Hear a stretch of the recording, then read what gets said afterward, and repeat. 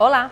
O programa Destaque está no ar. Nós recebemos essa semana um médico doutorado em psiquiatria e antropologia, Antônio Mourão Cavalcante. Ele trabalha há mais de 20 anos como terapeuta de família e casais em conflito. Hoje, Antônio Mourão fala um pouco mais sobre suas observações em consultório que resultaram em livros como Casal, Como Viver um Bom Desentendimento, Ciúme, Patológico, Drogas. Esse barato sai caro. Tudo bem, doutor Antônio Mourão? É um prazer recebê-lo no nosso programa. Para mim também, uma alegria. Doutor Mourão, que tipos de pacientes, que tipos de problemas surgem mais ao seu consultório? Bom, na realidade, a gente vai se especializando à medida que desenvolve o trabalho. Hoje eu trabalho bastante, sobretudo com casais, com família, com esses problemas ligados à adolescência, a conflitos com os adolescentes, enfim. A gente não escolhe o que vai trabalhar e muitas vezes a coisa se apresenta de uma maneira, depois muda. São pessoas que sofrem dificuldades e eu acho que essa é uma ideia muito importante para entender a psiquiatria. A psiquiatria trabalha com o sofrimento emocional, afetivo, relacional. Essa dor da alma, isso é o objeto de estudo, de trabalho dos psiquiatras. Com relação aos casais, com certeza aqueles que estão em conflitos, que tipos de problemas, na sua opinião, que acontece com os casais que desistem tão facilmente um do outro, diferente de muitos anos atrás, que as pessoas insistiam e o relacionamento dava certo? O que aconteceu com essa atualidade, com essa tecnologia, que as pessoas se desistem tão facilmente? Existem diversos fatores, inclusive nesse livro que você fez referência, Casal, Como Viver um Bom Desentendimento, nós fizemos um trabalho de pesquisa e vimos que existem 3 momentos em que o casal sofre risco de separação. Um é logo no começo, no máximo 1, 2 anos, se separam. Isto geralmente é porque a fase do chamado namoro e noivado não foi suficiente para o conhecimento. Quando eles passaram a conviver, descobriram ele não era o que eu pensava, ela não era, etc. e tal. Às vezes a influência da família de origem. O segundo grupo, que é o maior grupo, é geralmente entre os 7 e 10 anos. Esse eu chamei de o amor acabou. O amor entrou em desuso. Eu já não sei o que ele faz, as coisas que eu sei dele é porque as pessoas me dizem, porque ele mesmo não fala mais comigo. Vocês lembram daquelas situações que a gente chega num restaurante, aí tem um casal sentado, assim, ele olhando para cima, ela olhando para o chão, parece até 2 fiscais, né, da vigilância sanitária, olhando se tem formigas, se tem besouros, se tem barata. Eles não conversam mais, não tem mais o que falar. Então, o amor desbotou, o amor entrou em desuso. Existem diversos motivos para isso. O terceiro, que é muito curioso, é a separação tardia. Os filhos já estão crescidos, os filhos já estão grandes, alguns até já formados e até casados, e pá, um belo dia a coisa se desfaz. Geralmente porque eles investiram muito na função parental, em ser o pai, em ser a mãe daqueles meninos. Os meninos foram crescendo, foram indo embora, e aí de repente eles se descobrem 2 grandes estranhos. Quem é essa mulher, quem é esse homem? Não era um casal mais. Eles eram provedores. Então, todas essas situações aparecem, existem, são extremamente reais. Hoje é porque os laços sociais são mais frouxos. Isto é, ninguém tem nada a ver com a minha vida, eu não tenho nada com a sua vida, você com a minha. Então, gradativamente, esses laços se desfazem quando não existe mais a perspectiva do amor. No passado, eles se mantinham juntos porque o papai vai ficar triste, a mamãe vai ser terrível. Inclusive, eu tive um exemplo muito curioso de uma família em que todos os filhos, eu acho que eram uns 4, 5, todos casados. Quando a mãe morreu, porque o pai já tinha morrido antes, quando a mãe morreu, aí, pafo, antes de um ano, 3 se separaram. Quer dizer, eles estavam só esperando que mamãe morresse para eles se separar. Eles já não eram mais casal, não é? Então, esses laços sociais, esses valores foram muito esgarçados. Da mesma forma que eu penso um elemento muito importante na nossa realidade é o fato de que as mulheres adquiriram mais autonomia. Então, elas não se sentem obrigadas a serem reféns daqueles maridos, né? Quer dizer, antes a mulher aguentava porque ela não tinha para onde ir. Era o marido que sustentava. O que é que eu vou fazer com esses meninos? Hoje, como ela trabalha, existem os direitos familiares ligados à mulher, etc. e tal, elas não suportam mais. A grande escolha não é mais familiar, é o amor, né? Por isso é que eu cito no livro um diálogo bem interessante. Uma mãe, já idosa, diz: mas minha filha, você conhece esse rapaz? Ele é formado em quê? Né? Você conhece a família dele? Você já falou com a mãe dele, com o pai? Você sabe que família é? E a filha olha assim e diz: mamãe, eu amo o Ricardo. Quer dizer, eu amo parece ser o grande determinante. E quando esse amor se acaba? Se acaba o casamento. E o que é que pode ser feito para esse amor não acabar? O que é que acontece que as pessoas acham que ele acabou e de repente acaba resgatando? Como é que fica essa transição? Acabou, resgata? E como fazer para não acabar? Eu acho que tem uma passagem dos AAs. AAs são os alcoolistas anônimos, né? Não tem nada a ver com a nossa história aqui, mas é para ilustrar. Os AAs, eles dizem assim: todo dia você faz a promessa de manter-se sóbrio durante 24 horas. Então você vai lá para a cabeça da mesa e diz assim: eu prometo passar 24 horas sem beber. Eu acho que o bom casamento seria esse: tu topa ser minha mulher 24 horas, amanhã a gente vê de novo, amanhã a gente vê de novo. E existem muitos alcoolistas que essa promessa eles já repetem há 30, 40, 50 anos. Isto é, o amor é uma coisa tênue, muito frágil, e a gente precisa estar alimentando todo o tempo, ter o cuidado, ter o zelo, ter a tolerância. Casar não é para quem quer, não. Precisa poder ter a capacidade porque muitas vezes é muito complicado. Por isso é que o título do livro é Como Viver um Bom Desentendimento.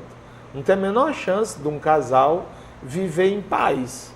Eles sempre vão ter dificuldades, problemas, conflitos, mas tem que ter a capacidade de dialogar, negociar, ceder, entender, tolerar. É assim que as coisas acontecem. Até uma grande empresa, ela só existe por muitos anos se ela tiver passado por altos e baixos, né? Não existe nenhuma empresa que toda a vida foi legal, foi bacana, não. O casamento é um grande empreendimento e muito frágil porque de natureza emocional. Mas o senhor falou de 3 grupos, eu lhe pergunto, as pessoas não estão acabando que banalizando essa constituição familiar, o relacionamento, já que tem esse grupo 1 que com 1 ano e meio, 2 anos acaba separando. Não é muito cedo e o 3 que já vem tardiamente, como o senhor falou.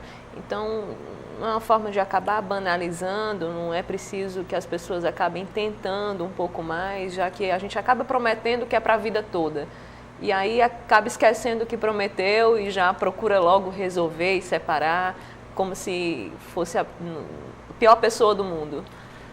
Tem um detalhe aí que talvez a gente nunca tenha se apercebido. Sabe qual é? No passado, história lá dos meus avós, bisavós, eles viviam pouco. A média de idade do brasileiro era 40 anos. Por exemplo, no tempo de Cristo, ele tinha 33 anos, né? Quando ele morreu, já era um senhor. Então, hoje os casamentos estão, entre aspas, condenados a ser por muito tempo, se vai ser até que a morte nos separe. Porque nem a mulher vai morrer, nem o homem vai morrer, tá entendendo? Então, esse compromisso, até que a morte nos separe, com certeza vai durar mais tempo do que o dos meus pais, dos meus avós, bisavós, que morriam muito cedo, né? Então, primeiro tem isso aí. Segundo, e eu acho que é importante, é a construção do amor, não é?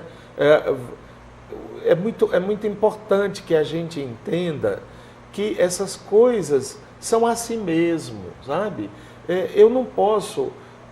Hoje existe assim a ideia, casa, se não der certo, tu te separa.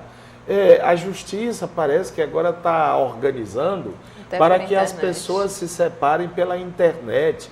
Eu acho isso uma estupidez, que me desculpem os do judiciário, não tem nada de facilitar, porque o casamento na história da humanidade, e aqui eu estou falando como antropólogo, estudioso da cultura, o casamento é um ritual, é uma coisa que reenvia ao social.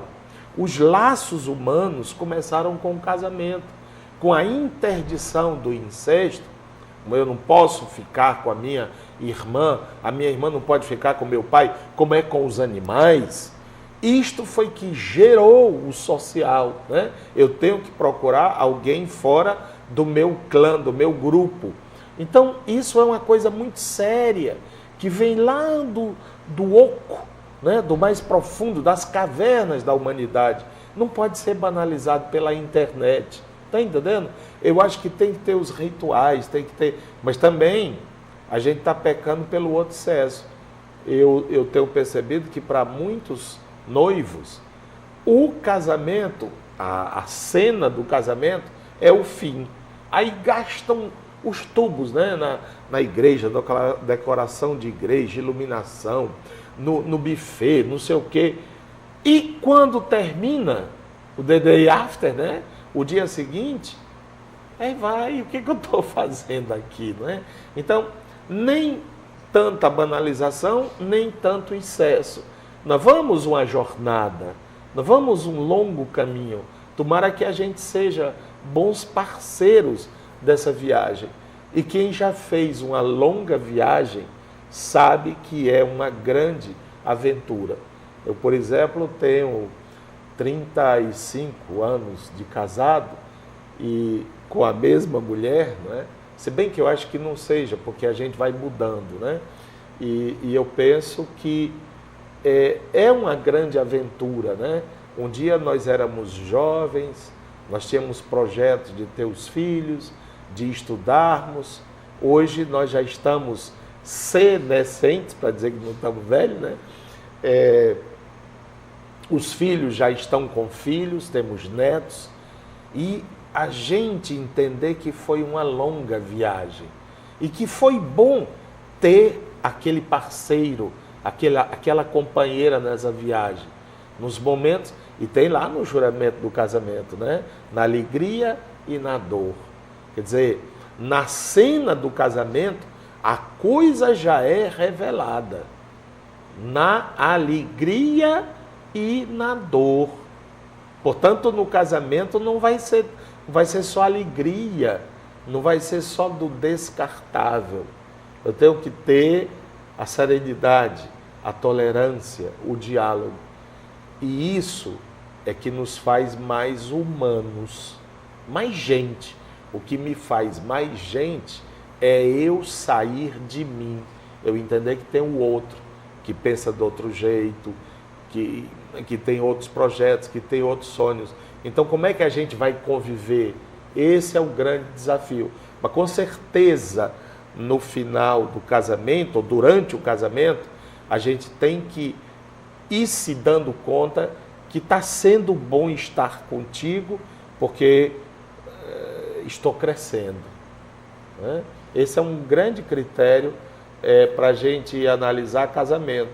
Eu cresci, eu hoje sou mais gente, eu hoje sou mais maduro, né? Ela me ajudou a enfrentar as coisas. Eu acho que jamais eu teria chegado lá se não fosse aquela torcida dela, né? Dizendo, eu estou do teu lado.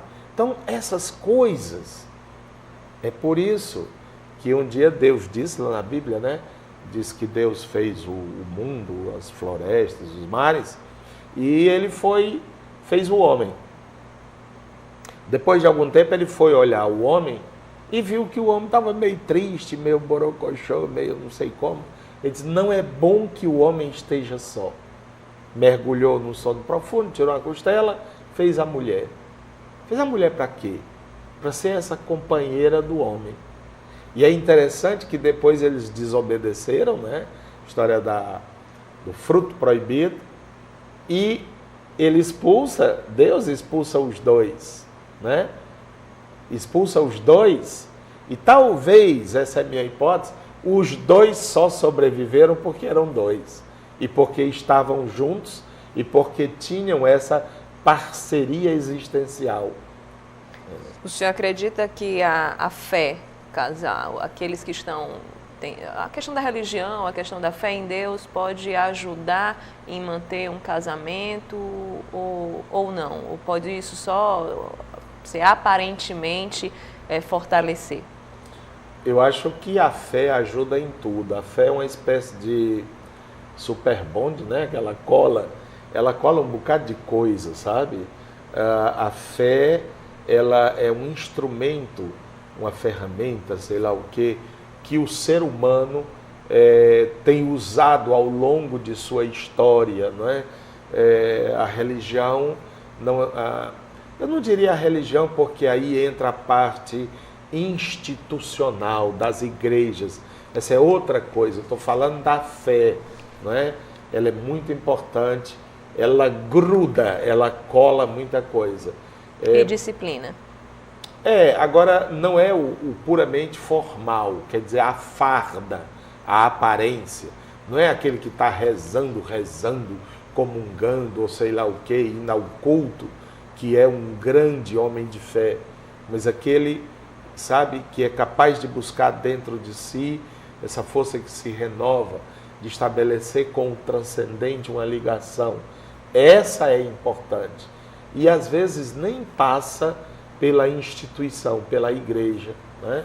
Tem muita gente que diz assim, não, fé eu tenho, eu não gosto desse negócio de padre, pastor, de igreja, é uma forma de desenvolver sua fé. Acho que a fé é importante.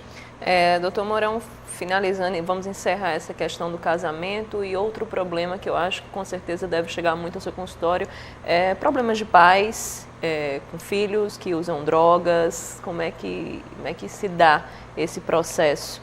Na sua opinião, o que é que leva hoje um adolescente, se é apenas por curiosidade, influência, como é que hoje o senhor vê isso? Essa questão de drogas é muito séria, muito grave. Aqui no Brasil nós temos uma guerra deflagrada, não é? Diariamente as crônicas policiais da mídia, né? Televisão, rádio, jornal, tudo, estão aí noticiando essa tragédia nacional. No Rio de Janeiro, então, é quase uma guerra, né? O Bagdá é aqui, né? Aqui mesmo, em Fortaleza, e isso acaba refletindo no trabalho nosso profissional, porque essa questão das drogas, drogadicção, o estar dependente das drogas, tem a ver com a psiquiatria, com a psicoterapia, e os pais aflitos nos procuram, às vezes os próprios jovens pedindo ajuda, porque não é verdade que o jovem busca a droga para se arrebentar, para se lascar. O jovem busca a droga por prazer, para estar numa boa. Só que tem, né, o revertério, as consequências. E é aí que a coisa é complicada, não é?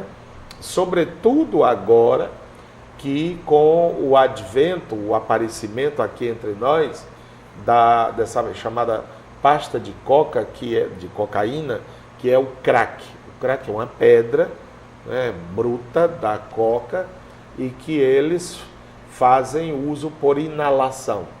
Pegam uma chapa de metal, tipo aquele metalzinho que tem tampa de leite, né, de leite em pó, e bota a pedra, acende e inala, cheira aquilo e dá uma viagem, uma situação.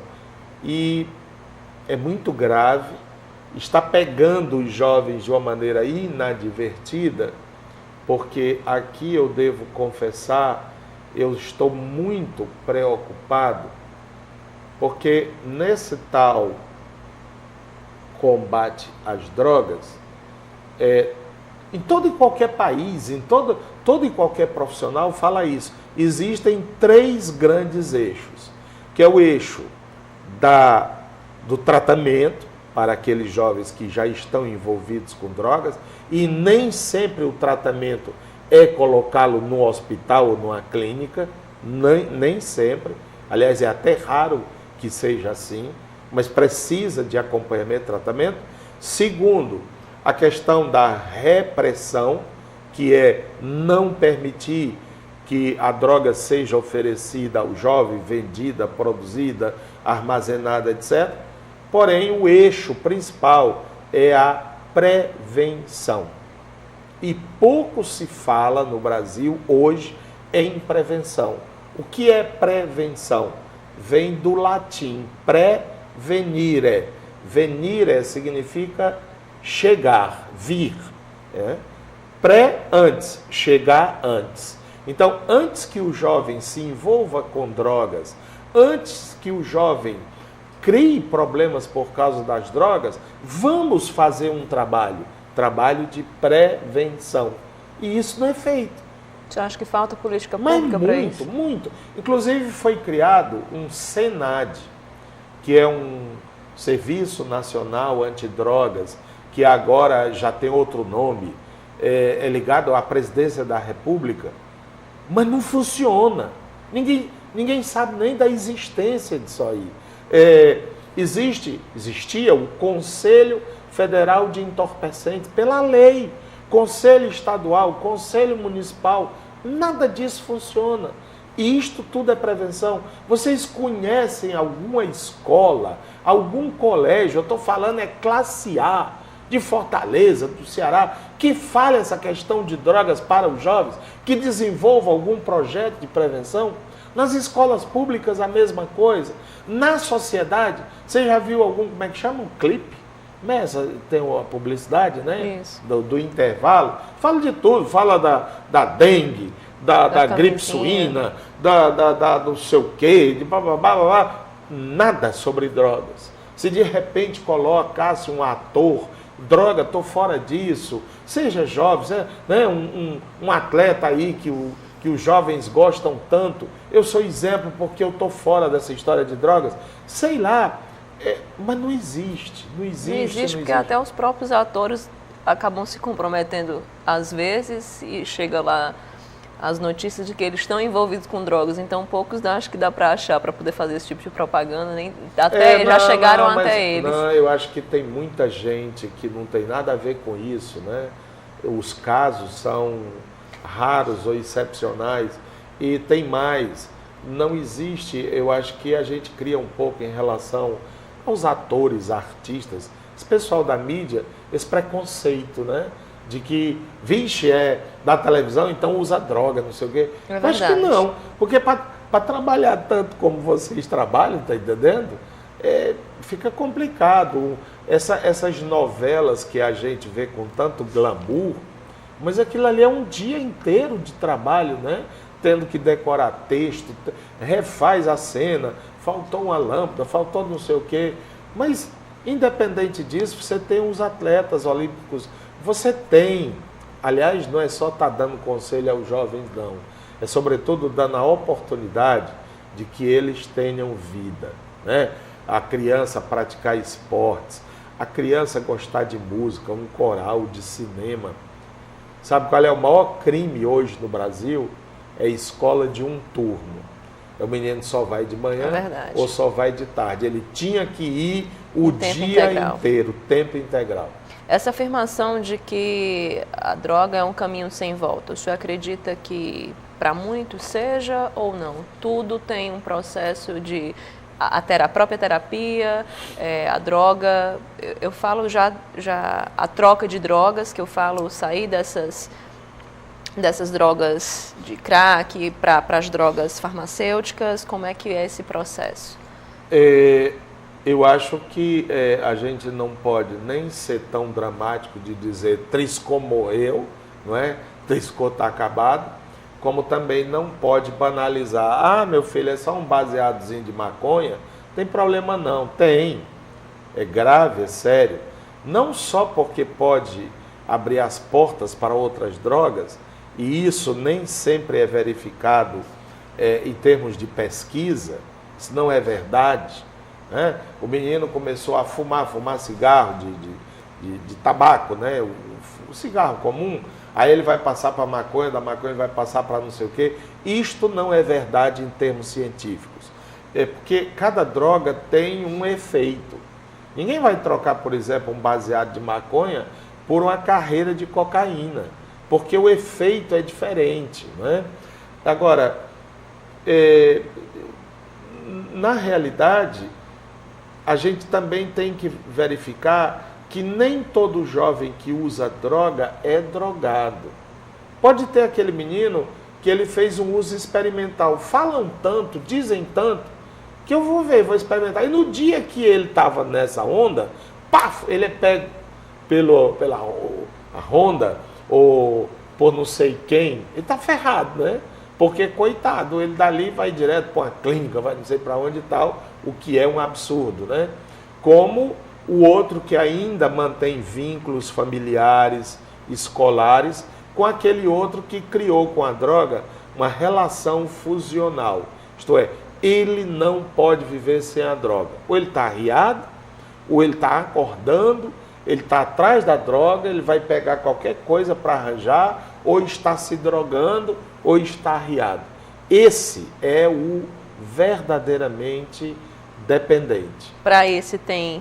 Para esse, geralmente, precisa. Aí depende também do tipo de droga e da frequência. Portanto, aquela história da anamnese, da história, para a gente ver como é que pode intervir, não é? Acho que um trabalho muito importante, que pode ser e deve ser reforçado aqui em Fortaleza, é os dos CAPS AD, que são centros de atenção psicossocial destinados aos problemas de álcool e drogas. Tem em cada uma das regionais. Era bom que elas funcionassem mais, tivesse mais pessoal, mais apoio da Secretaria de Saúde. Acho que é muito importante para os que já estão envolvidos com droga. Mas um trabalho muito mais importante é o da prevenção, e nada é feito em relação a isso. Para finalizar, para esse adolescente, para essa pessoa que já está terrivelmente envolvido, esse que o senhor acabou de dizer que não tem mais como viver sem a droga, que tipo de procedimento é feito para tentar resgatar essa pessoa? Com medicação, sempre é feito com medicação, internação, e se efetivamente resolve? Olha, esse é um caminho muito difícil, muito complicado, é melhor não chegar lá. Esse caso você descreveu. Sabe por quê? As melhores clínicas do mundo, as melhores, elas não têm 20, 30% de êxito. Quer dizer, de cada 10 jovens que entram numa clínica com problema assim, se 2 ou 3 deixarem, é muito. Portanto, é uma doença extremamente grave, extremamente séria. é melhor não chegar lá. Agora, chegando, primeiro, quase sempre é necessário uma ruptura com aquele meio, com aquele ambiente que ele está vivendo. Por isso ele tem que ir para uma clínica e como ele geralmente está com problemas alimentares, físicos, né? Desnutrição, problemas talvez cardiológicos, etc. e tal, até psiquiátrico, ele precisa geralmente, no início, de um acompanhamento médico profissional, psiquiátrico. Depois ele pode ir para uma clínica de recuperação. O que existe nos países mais avançados é o que a gente chama de rede. Inicialmente a triagem, depois ele vai para uma clínica assim, depois ele vai para outra, depois para outra e tal. Aqui nós não temos essa organização, essa rede, né? Rede social de apoio. Até para quando ele estiver voltando à sociedade, poder ser acompanhado, né? Porque tem lá a clínica, joga lá, ele passa 15, 20 dias, pronto, joga fora, ele volta e fica nesse vai e vem inútil, né? Inútil. E gastando o dinheiro da sociedade e não servindo para nada.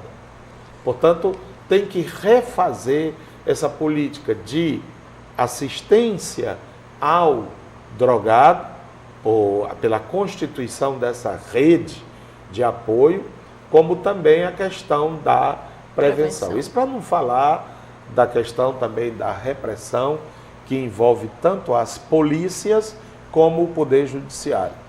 Ok, doutor Mourão, foi um prazer receber em nosso programa. Para mim também. Obrigado. O programa Destaque fica por aqui. Até a próxima semana com mais um convidado em destaque pela FGF TV, canal 14 da NET.